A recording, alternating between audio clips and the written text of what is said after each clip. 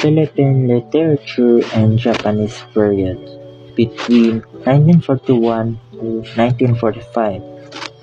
So, Philippine literature was interrupted and its developed when we were again conquered by another country, Japan.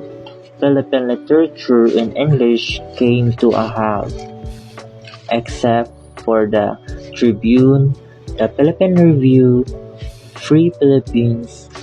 Almost all newspaper and English were stopped by the Japanese.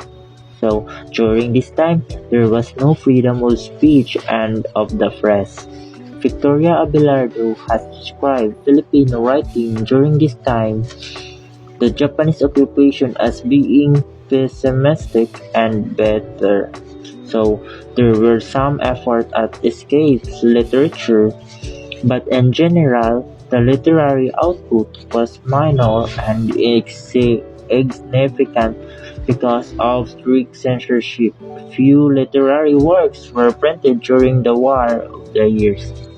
So, the weekly Liwayway was placed under strict surveillance until it was managed by the Japanese named Ishiwara.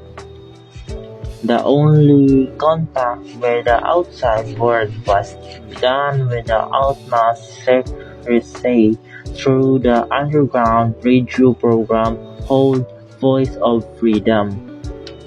So, Tagalog was favored by the Japanese military authority and writing in English was consigned to limbo. So, Japanese were able to influence and encourage the Filipino and developing the vernacular literature. So, the only Filipino writers who could write really were those who were living in United States. So most writers and authors were lead to either go underground or write in Tagalog. So Francisco Sa Rodrigo, who wrote Sa Pula Sa Puti, Clodoaldo del Mundo, who wrote Bulaga, and Julian Cruz Balmaceda, who wrote Sino Ba Kayo?